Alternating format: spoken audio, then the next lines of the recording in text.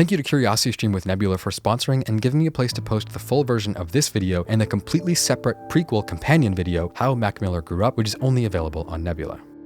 Even though his early work brought him massive success, with Blue Slide Park being the first independent record to top the Billboard charts in 16 years, that particular project was considered by many to be immature and hasn't ended up playing a big role in his artistic legacy.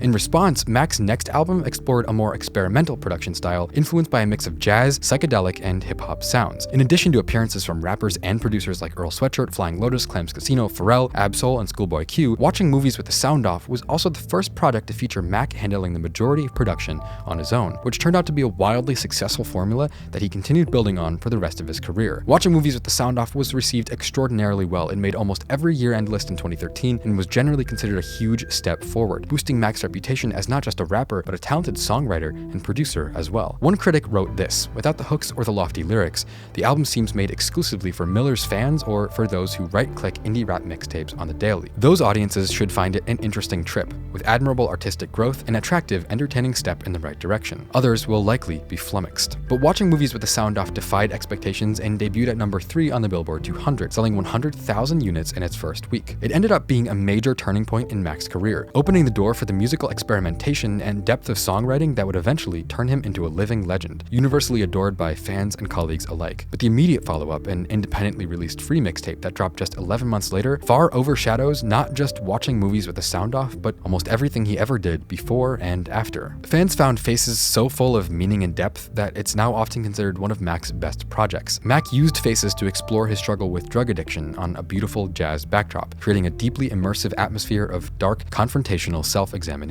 Let's dive into the record and talk about how he created such a unique, beautiful experimental sonic palette and how he wrote such a cohesive, complete set of songs, exploring the way that mortality played a part in his life as he continued to struggle deeply with addiction, and how, as time has passed, the narrative behind Faces has only become a bigger piece of Mac's towering legacy. This is the making of Faces.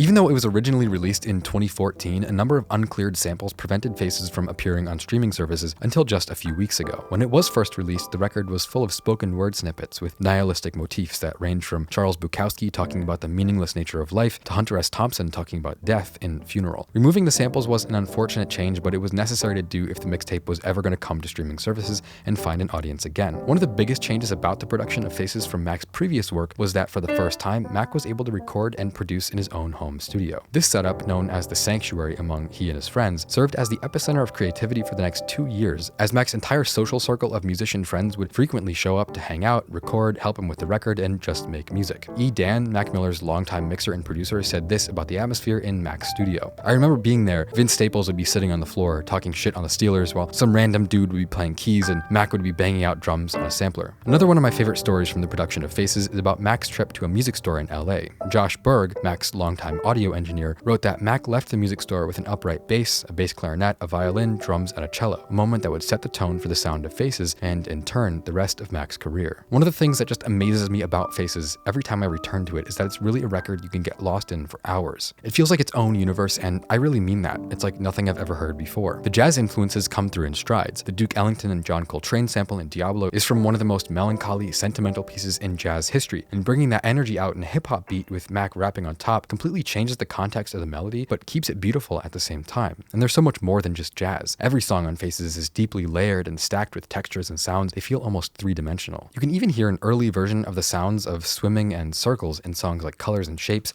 Ave Maria, and Apparition. Malibu is driven by a sleazy organ that gives it a sinister, cartoonish aesthetic. Overall, Mac being able to orchestrate and create a record full of such beautiful production at the age of 22, it's nothing short of amazing. The mix of laid-back boom bap, psychedelic, and jazz sounds, it perfectly complements the way Mac's songwriting would flip-flop between highs and lows, reflecting on the darkest parts of his life from the top of his game. Of course, beats aren't the only thing that ties Faces together with Mac's other work. At this point in his life, even at just 22 years old, the same age I am now, Mac knew the future he was headed towards, and it showed up in his music a lot, almost like a specter that would follow him even through his highest moments of success and victory.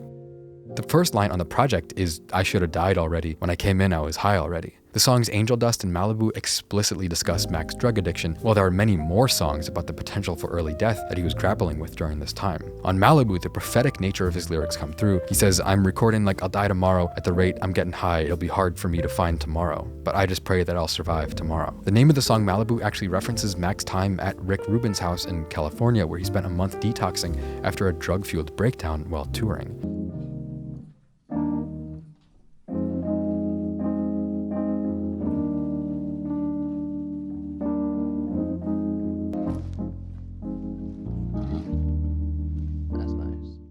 There's definitely a dark atmosphere that hangs over the project as a whole. Nihilistic lyrics are often mismatched with the upbeat sound of a song, like in What Do You Do when he says, "A drug habit like Philip Hoffman will probably put me in a coffin," or the strange, isolated vocal sample on Colors and Shapes, where someone says, "Can I answer the question, who am I? Well, I confront it all the time," laid over the rambling, dreamy bass and guitar picking. Overall, the atmosphere on Faces is so dissociative and dreamy, it's almost hard to listen to sometimes.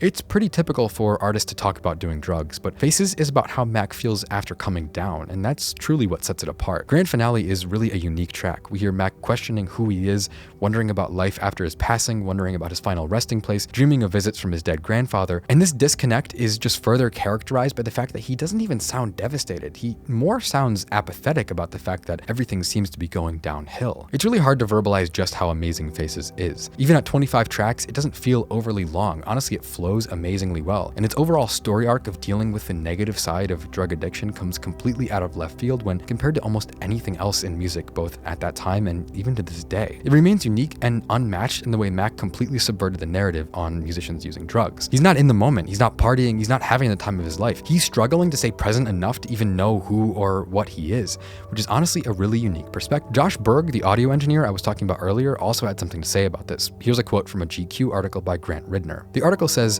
"Mac's collaborators didn't want to talk at length about the drug use taking place at the time, but they didn't deny its prevalence. Still, they pushed back on the commonly held notion that the substances were an essential component of Mac's creative spree." Josh Berg said, "If anything, he was already starting to get slowed down by drugs. He was doing something at that time, although I really do think that he was able to create despite the drugs, not because of them."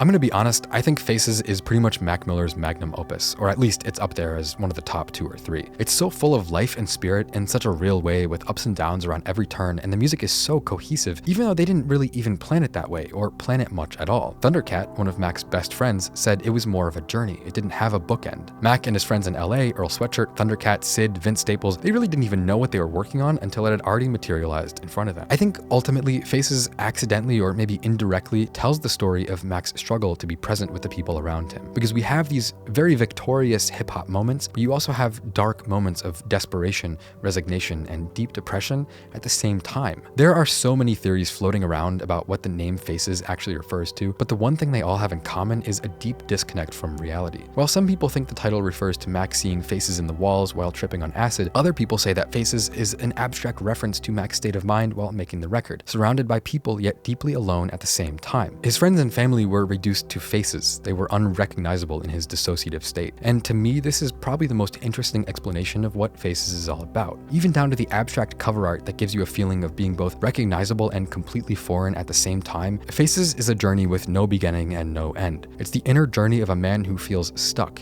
And in that journey, we get to see how hard it was for him to survive in the world he was thrust into with that early success he was experiencing. After all, I've said it before, this is a record made by a 22-year-old. And we know how Mac's journey went. We know how he continued to struggle until the day he died. But for me, Faces is the most beautiful and complete body of work to ever come out of Mac's imagination, and in my opinion, is nothing short of genius. Looking back, even though it kind of flew under the radar for the past few years, Faces is maybe the most beautiful stop on Mac's long journey from a young, immature pop rapper to one of the most well-respected musicians in the entire industry. Artists like Mac are really one in a generation. Multi-instrumentalist, producer, singer, rapper, he did it all, and he did it all so well. I think Thundercat summarizes it pretty well. He said, "A lot of the time you have storytellers in rap. You have people who can tell stories or a person who can tell you their story. But it's very rare that you have a person who can paint a picture for you. But painting a pretty picture doesn't mean it makes you feel pretty."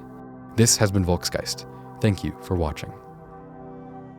Me, being someone who tells stories on YouTube, I want each and every video to be a complete package, but a lot of the time, YouTube just doesn't really let me do that. From not letting me use song samples or interviews to discouraging longer videos in the algorithm, 99% of the time when I make a video, I'm gonna end up taking out tons of content before I can even post it on my YouTube channel. But that's not a problem at all on Nebula, because it's my streaming platform where I can post videos as I made them, not the watered down YouTube cut. So check out the Nebula Plus version of this video and the completely separate companion video where I dive into Mac Miller's early evolution as a frat rapper and his journey to becoming the true artist we know today. You'll be watching the full version of my content, not watered down at all. Plus, I have an exclusive Nebula original about the history of synthesizers, and I'm working on a brand new original series right now. And by the way, I'm not the only creator on Nebula. You can watch exclusive content from other music creators like Adam Neely, Polyphonic, Todd in the Shadows, Middle 8, and 12 Tone. There's film analysis, tech, history, science, and engineering. There's something for everyone on Nebula, and it's all ad-free and sponsor-free. There are no distractions ever, just quality content. And of course, Nebula is available for free if you sign up with today's sponsor, CuriosityStream, at curiositystream.com/Volksgeist. And because you're watching this video, you can get CuriosityStream for 26% off, the best deal available anywhere at less than $15 for the entire year. And of course, that includes their library of thousands of documentaries, including one of my favorite documentaries right now, focused on one of my very own, Mr. Jimmy Donaldson, the Mr. Beast. Beyond the Spotlight tells the story of how Mr. Beast built a video empire based off his lifelong obsession with YouTube and his love of helping people around him.